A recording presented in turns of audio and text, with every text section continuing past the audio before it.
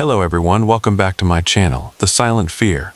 Where are you watching from tonight, and what time is it in your country? Have you shared my channel with your friends yet, or are you keeping these whispers all to yourself? It's okay if you are.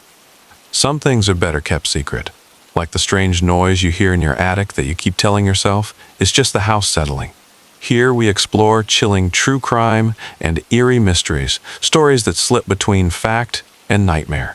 Tonight I have another dark tale for you. The disturbing true crime of a man who decided that the best roommate is one you never see, the legendary Spider of Denver, Theodore Coneys. So, before you get comfortable, take a moment to like the video and subscribe, but only if you genuinely enjoy what I do here. Drop your location and local time in the comments. Now, dim the lights, maybe turn on a fan for that low, unsettling hum, and let's drift into tonight's journey together. You are lying in bed. The sheets are cool, the pillow is soft, and your door is locked. You've checked the windows, haven't you? Of course you have. You're a sensible person. You believe in the sanctity of barriers. Wood, glass, steel, deadbolts. These are the things that separate yours from theirs, the safe interior from the chaotic exterior. But let's be honest, locks are just a social contract. They only work if the person on the other side agrees to play by the rules. And history, unfortunately, is full of people who view a locked door not as a stopping point, but as a suggestion. Researchers still argue whether the concept of home security actually makes us safer, or just gives us a false sense of control that makes the eventual violation more traumatic. Did you know that in feudal Japan, wealthy lords built nightingale floors that chirped like birds when walked upon to warn of ninja intruders? It's a nice idea, turning your floorboards into a security alarm.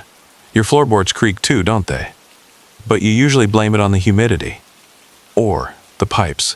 Anything but the idea that someone might be testing the weight of the wood. Tonight's story takes us to Denver, Colorado. It's a place known for high altitudes and, apparently, very low standards for personal boundaries. We're going back to 1941, a simpler time. A time when people left their back doors unlocked and didn't have Ring cameras to capture the delivery guy throwing their packages into the bushes. But the horror we are discussing tonight isn't about a break-in. Breaking in implies force. It implies a shattered window or a kicked-in door. This is about slipping in. It's about becoming part of the architecture. It's about the space between your ceiling and your roof, and the things that might be nesting in the insulation, waiting for you to fall asleep so they can come down and borrow a slice of bread, or a life. Imagine the year 1941. The world is at war, but in Denver, the streets are quiet. You are standing on a porch in a modest neighborhood. The air is crisp. Standing there is a man named Theodore Coneys. He doesn't look like a monster. Monsters rarely do. They usually look like your accountant, or that guy at the bus stop who asks if you have the time 3 times in a row. Theodore, let's call him Theo because we're going to get very intimate with him shortly, is 59 years old. He is frail, gaunt, and looks like a strong wind could fold him in half like a cheap lawn chair. He's homeless, penniless, and his health is failing. He has what they used to call consumption vibes, though technically it was just a lifetime of bad luck and worse decisions. He knocks on the door of 73-year-old Philip Peters. Philip is a retired railroad auditor. He has a nice house, a little money, and a wife who is currently in the hospital with a broken hip. Philip answers the door. He recognizes Theo. They were acquaintances years ago. It's that awkward moment where you see someone from your past and realize they are doing significantly worse than you. It's the "I peaked in high school" reunion, but with more starvation. Theo asks for money. He asks for food. He asks for a place to stay. It's a tragic scene, really. A man reduced to begging on the doorstep of a former friend. It's the kind of thing that makes you want to help, or at least pretend you're not home. But Philip Peters is a pragmatic man. He's older, he's tired, and his wife is in the hospital. He doesn't want a house guest, especially one who looks like he's haunting the place before he's even dead. So Philip politely declines. He probably says something like, "I wish I could help, Theo, but it's just not a good time." Translation, "Please get off my porch before the neighbors think I'm running a shelter for Victorian ghosts." In some cultures, refusing a guest is considered bad luck. In ancient Greece, xenia was the law of hospitality. You had to welcome strangers because they might be gods in disguise. Philip Peters clearly skipped his classics class. If he had known what was about to happen, he probably would have given Theo the keys to the car and a map to the nearest motel. Theo turns away, dejected. The rejection stings. It's cold. He has nowhere to go. But as he shuffles down the steps, he notices something, a small detail, a glitch in the matrix of Philip Peters' security. The back door is unlocked. Now, a normal person would take the hint and leave. A normal person would go to a shelter. But Theo isn't normal. He's desperate. And desperation has a way of making terrible ideas sound like genius solutions. Researchers still argue whether crimes of opportunity are driven by impulse or a latent criminal tendency waiting for a trigger. Was Theo always a ceiling spider in waiting, or did the unlocked door create the monster? So, you watch Theo walk around the side of the house. He waits. He watches. He sees Philip Peters go about his evening routine, probably drinking tea and listening to the radio, blissfully unaware that his home security protocol has a gaping hole in it. When Philip goes out for a bit, maybe to visit his wife, maybe to buy groceries, or maybe just to escape the crushing silence of an empty house, Theo makes his move. He slips through the unlocked back door. He's inside. The warmth of the house hits him. It smells like old paper and floor wax. It smells like safety, but he can't stay in the living room. Philip will be back. He needs a hiding spot, a place where he can vanish. He explores the house, under the bed, too cliché. The closet, too risky. People actually check closets. He finds a small trap door in the ceiling of a closet. It leads to the attic. But not a nice, finished attic with old trunks and Christmas decorations. This is a crawl space. A dark, dusty void between the ceiling joists and the roof shingles. It is incredibly small. We are talking about a space that would make a coffin feel like a studio apartment. But Theo is small. He's emaciated. He climbs up, squeezing his frail body through the hatch. It's a tight fit. It's the architectural equivalent of putting on skinny jeans right out of the dryer. He pulls the trap door shut behind him. Darkness. Absolute, choking darkness. He is now floating above the domestic life of Philip Peters. He has become a parasite in the wooden gut of the house. There is an old urban legend in Japan called the Gap Girl, a spirit that lives in the tiny spaces between furniture and walls. If you make eye contact with her, she asks you to play hide and seek. Spoiler alert, you lose. Theo is basically the Gap Girl, but instead of a spirit, he's a middle-aged man with bad hygiene. It's ironic, isn't it? Philip Peters refused to let Theo in the front door, so Theo just moved into the ceiling. It's like telling a vampire he can't come in, so he decides to just live in your chimney. Fine, I'll just be Santa Claus of the damned. The psychological shift here is fascinating. Theo goes from guest to intruder to resident in the span of an hour. He claims the space. He finds some old rags to make a nest. He is safe. He is warm. He is invisible. Researchers still argue whether long-term stowaways experience a dissociation from their own humanity, viewing the homeowners not as people, but as environmental hazards to be navigated. To Theo, Philip Peters is no longer a friend. He's just the landlord who doesn't know he has a tenant. Let's talk about the dimensions of Theo's new apartment. The space was roughly 27 inches high in the tallest section. 27 inches. That's just over 2 feet. You cannot stand. You cannot sit up straight. You can only crawl, slither, or lie flat. It's a lifestyle choice usually reserved for reptiles and people who really, really don't want to pay rent. The insulation is sparse. The air is stale. In the summer, it's an oven. In the winter, it's an icebox. But for Theo, it's a palace. Why? Because it's free. And because nobody knows he's there. He creates a routine. A disturbingly efficient routine. During the day, when Philip is home and awake, Theo is a statue. He lies perfectly still in the dark, breathing shallowly, listening to the life below him. He hears the kettle whistle. He hears the pages of the newspaper turning. He hears Philip talking to himself. Imagine lying in the dark, listening to someone else live your life. It's the ultimate voyeurism, but without the thrill, just the desperate need for silence. If he coughs, he's caught. If he sneezes, he's caught. If his stomach growls too loudly, he's caught. He has to suppress every biological urge that makes noise. He is becoming a ninja of necessity. There is a fringe theory that poltergeist activity is actually just telekinetic energy manifested by repressed emotions. But in this case, the poltergeist was just a hungry guy named Theo trying not to fart while the homeowner ate breakfast. Speaking of biological urges, you might be wondering about the bathroom situation. I know you are. It's the question nobody wants to ask, but everyone thinks about. Well, let's just say Theo wasn't exactly using the master bath. The details are grim, but let's just say the attic corners became multi-purpose. It's gross, I know, but survival is gross. And honestly, if you're living in a ceiling, hygiene is probably not your top priority. You're already living like a rat, you might as well commit to the aesthetic. He lived this way for weeks. Weeks turned into a month. He became the spider of Denver, sitting in his web, waiting for Philip to leave so he could descend.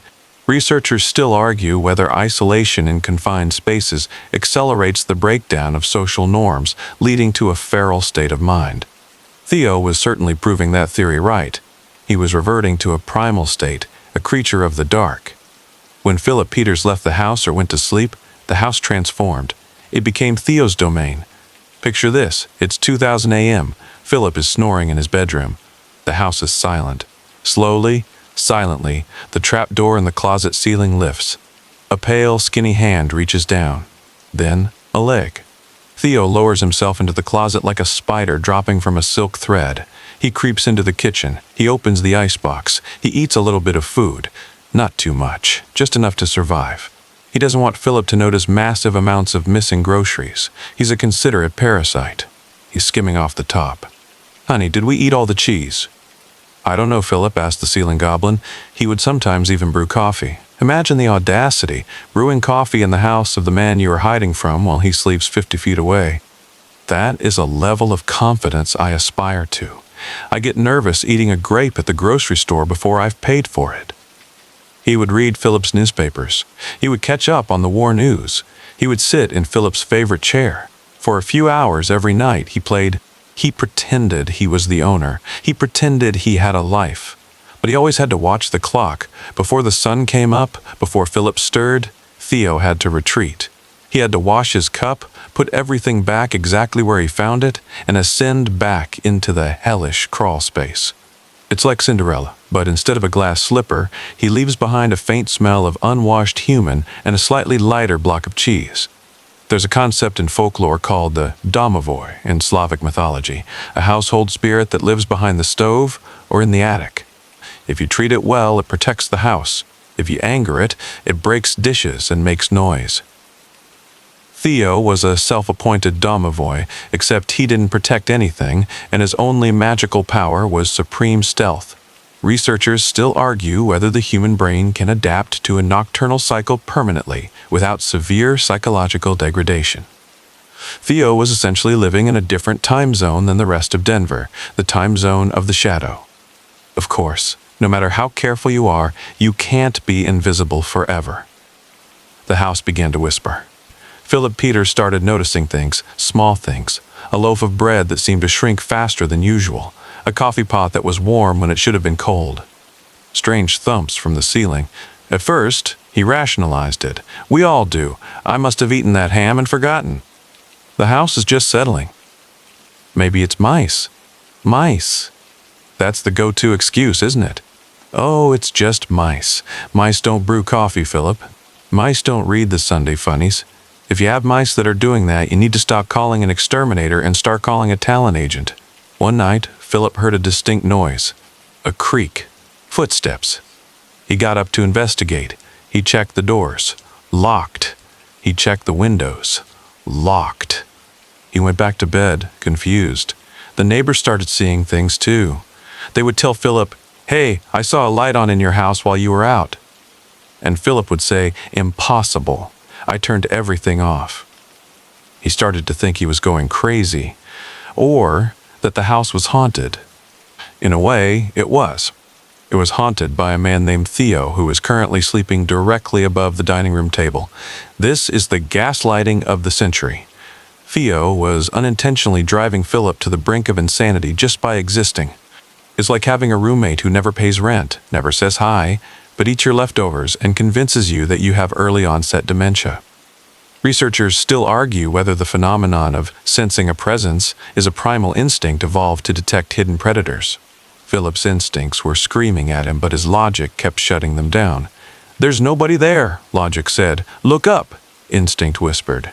Obscure tidbit. In the 19th century, people used to drill coffin holes or safety tubes into graves with bells attached, so if someone was buried alive, they could ring for help. Philip was living in a reverse coffin situation. The dead man was alive in the ceiling, and Philip was the one trapped in the box below. It all came to a head on October 17, 1941. Philip Peters had been feeling unwell. He had planned to go out for dinner, but he felt a bit under the weather, so he decided to take a nap in the guest room. This was a deviation from his routine. Theo, the ceiling spider, didn't know this. He thought the house was empty. His stomach was growling. He needed food. So, in the middle of the afternoon, Theo descended. He climbed out of the trap door. He walked to the kitchen. He opened the icebox. Suddenly, Philip Peters woke up. Maybe he heard the refrigerator door. Maybe he just needed a glass of water. He walked into the kitchen. And there, standing in his kitchen, looking like a skeletal ghost in tattered rags, was Theodore Coneys. The moment of recognition must have been terrifying. For Philip, it was a confirmation of his sanity and his worst fears. "I knew it. I knew someone was eating my cheese." For Theo, it was the end of his world. His sanctuary was breached. Philip, despite his age and frailty, grabbed a cast-iron stove shaker, a heavy metal tool used to agitate the ashes in a coal stove. He struck at the intruder. But Theo was fighting for his life. He was fighting for his nest. Adrenaline is a powerful drug. It can make a starving man strong. Theo grabbed the shaker from Philip. And then the violence erupted. Theo beat Philip Peters to death. It was brutal. It was frantic. It was the desperate act of a cornered animal. When Philip stopped moving, Theo stood there, panting, covered in blood. The silence returned to the house. But it was a different kind of silence now. It was the heavy, suffocating silence of a crime scene. Theo didn't run. He didn't flee the country. He didn't steal Philip's car. He did the only thing he knew how to do. He washed the blood off his hands. He took the 200 from Philip's pocket. And then he climbed back into the ceiling. He went back to the nest. He lay in the dark, directly above the body of the man he had just killed. Talk about a toxic living situation. My roommate is dead on the kitchen floor, but I really don't want to move out. The rent is just too good. Researchers still argue whether the shock of committing a violent crime forces the brain into a state of denial, allowing the perpetrator to continue their routine as if nothing happened. Theo just went back to bed. Later that evening, the neighbors noticed the house was dark. They knew Philip was supposed to be home. They went to check on him. They found the doors locked. They called the police. The police arrived and broke in. They found Philip Peters bludgeoned to death. It was a grisly scene. But here was the kicker. Every door was locked from the inside. Every window was latched. There was no sign of forced entry. It was a classic locked room mystery.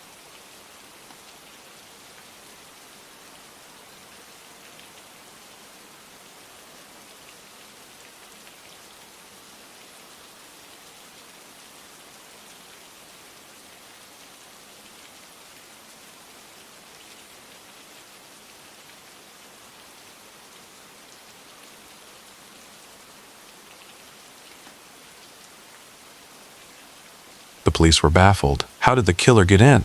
More importantly, how did the killer get out? They searched the house. They checked the closets, they checked under the beds, they checked the basement, they found nothing. Well, they found the tiny trap door in a closet ceiling. One officer pushed on it. It didn't budge. He shone his flashlight up at it. It looked undisturbed. He concluded, no human could fit through there anyway. Famous last words in a horror movie. No human could fit through there. Officer, have you ever seen a desperate crackhead? Physics is just a suggestion to them. So, the police were stumped. The newspapers went wild. The ghost killer of Denver. The Phantom Slayer. People started buying extra locks. Sales of stove shakers plummeted. Meanwhile, Theo was upstairs listening to the whole investigation. He heard the detectives theorizing. He heard them walking around. He was literally inches away from the top of their hats. Imagine the tension. Holding your breath while the police discuss your murder victim directly below your butt. That takes nerves of steel, or a complete lack of sanity. Probably the second one. Obscure tidbit. There is a condition called cryptoscopophilia, the urge to secretly observe people in their homes. Theo was forced into it, but I bet by this point he was getting pretty good at guessing which cop was having marital problems just by listening to their sighs. Researchers still argue whether the locked room paradox is the most compelling trope in crime fiction because it challenges our understanding of physical reality. In this case, the solution was simple. The killer never left. Now, here is where the story gets truly heartbreaking and horrifying. Months passed. The police had no leads. The case went cold. Mrs. Peters, Philip's widow, recovered from her broken hip. She was discharged from the hospital. And where did she go? She went home. To the house where her husband was murdered. To the house where the killer had never been caught. She moved back in with a housekeeper. 2 elderly women living in a murder house. And guess who was still living upstairs? Yes, Theo. He hadn't left. He was still there, eating their food, reading their newspapers. Mrs. Peters was living with her husband's killer. She was sleeping in the bed under the ceiling where he lurked. The audacity of this man. It's not just squatting, it's an occupation. It's a siege. The housekeeper started to complain. Mrs. Peters, I think the house is haunted. She would hear footsteps. She would find things moved. One day, the housekeeper went to the kitchen and saw a man standing by the fridge. A gaunt, ghost-like man. She screamed. He vanished. She told the police, I saw a ghost. He looked like a skeleton. The police rolled their eyes. Oh great, the ghost theory again. Lady, you're just traumatized. They didn't believe her. Because ghosts aren't real, right? Except when the ghost is a 60-year-old drifter named Theo who needs a sandwich. It's like a sitcom, but terrifying. Three's Company, but one of the roommates is a murderer in the attic and nobody knows he's part of the cast. Researchers still argue whether trauma victims hallucinate figures as a way to process unresolved grief. The police chalked it up to hysteria. Just 2 old biddies hearing noises. Misogyny saves the killer once again. The housekeeper eventually quit. I don't blame her. Job requirements, light dusting, cooking, and ignoring the spectral figure that eats our cheese. No, thanks. I'm out. Mrs. Peters moved out soon after. She couldn't handle the fear. The house sat empty. Well, empty. Theo was still there. He had the whole place to himself now. He was the king of the castle. But without anyone buying groceries, his food supply dried up. He had to scavenge. He had to venture out occasionally, or rely on the canned goods left behind. The neighbors saw shadows in the empty house. They saw blinds moving. They called the police again. Someone is in the Peters house. The police would come. They would check the doors, locked. They would check the windows, locked. They would go inside, empty. They started to hate this house. It was making them look incompetent. It's the ghost of Philip Peters, they joked. But deep down, they were spooked. There is a Japanese urban legend about the Hachishaku-sama, an 8-foot-tall woman who stalks you. Theo was the opposite. He was the 5-foot-nothing man who just wanted to be left alone. By this point, Theo had been living in that ceiling for almost 10 months. 10 months. Imagine the smell. Imagine the cramped muscles. He must have been like a coiled spring of madness. Researchers still argue whether extreme social isolation causes a regression to animalistic behavior. Theo was basically a raccoon now. A raccoon capable of murder. Let's take a moment to get inside Theo's head. What happens to a human mind when it is confined to the dark for nearly a year? Sensory deprivation, muscle atrophy, the constant adrenaline-fueled fear of discovery. He wasn't living, he was existing. He was a biological machine processing fear and hunger. Did he feel guilt? Maybe. Did he feel remorse? Probably. But the instinct to survive overpowered everything. He had become the house. He knew every creak, he knew the airflow, he knew the temperature shifts. He was the immune system of the house, attacking anything that threatened his equilibrium. It's a dark mirror of our own desire for home. We want a place where we are safe, where we are in control. Theo found that. He just had to steal it from someone else and live in a crawl space to keep it.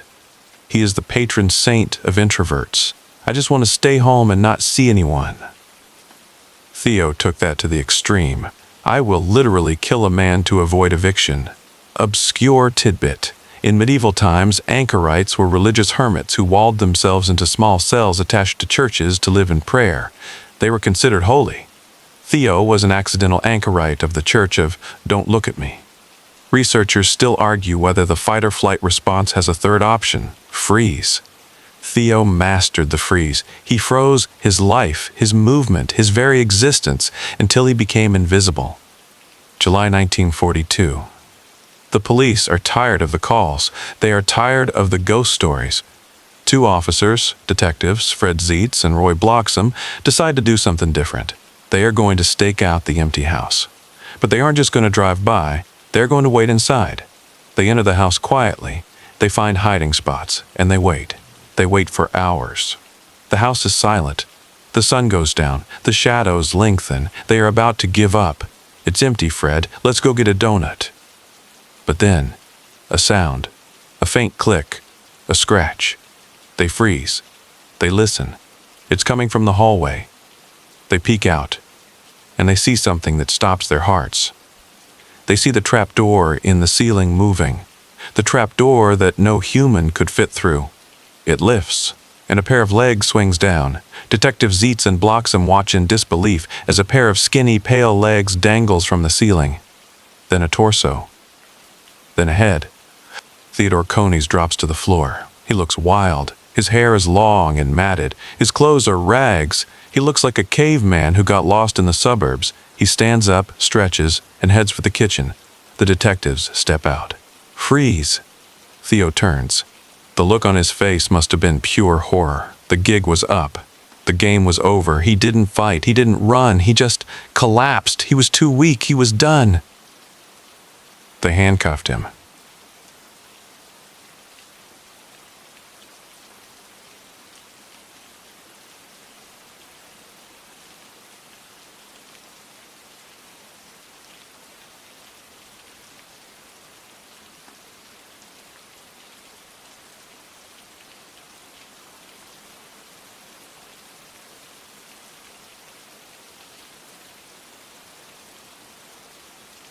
They couldn't believe it. The monster wasn't a spirit. It was a small, sad man. When they searched the attic, they found his nest, a pile of filthy rags, empty cans, and waste, lots of waste. They tried to make a policeman climb in to investigate. He got stuck. They had to get a smaller guy. That's how tight it was. Theo confessed to everything. He told them about the months of hiding. He told them about the murder. He told them about listening to the police investigations. He said, "I did it. I had to eat." Simple. Brutal. Researchers still argue whether the uncanny valley effect applies to humans who have been removed from society for too long. Theo looked human, but there was something off, something feral. Theodore Coneys died in prison, a widespread sensation. But his legacy lives on. Today, we have a name for what Theo did. We call it Phrogging. Like a frog hopping from pad to pad, these people hopped from house to house, living in your vents, your attics, your basements. There are YouTube videos of people finding strangers living in their cupboards. There was a woman in Japan who lived in a man's closet for a year without him knowing. She only came out to pee and steal rice. It taps into our most primal fear that we are not alone in our sanctuary, that the call is coming from inside the house. Every time you hear a creak, every time you lose your keys and find them in a weird spot, every time a door is slightly open that you swore you closed. Is it a ghost? Or is it a Theo? Honestly, I'd prefer the ghost. Ghosts don't eat my leftovers, and ghosts don't use a bucket in the attic. We laugh about it. We make jokes. But tonight, when you turn off the light, you're going to look at that access panel in your ceiling. You know the one. The square of plywood that leads to the dark. Is it painted shut? Are you sure? Have you checked it lately? Researchers still argue whether the architecture of modern homes, with their unused voids and crawl spaces, is inadvertently designed to harbor parasites.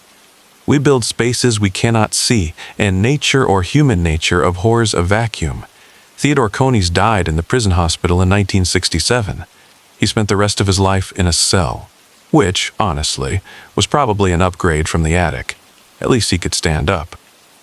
The Peters house still stands in Denver. People live there. I wonder if they know. I wonder if they hear scratches in the ceiling and think, oh, just the wind.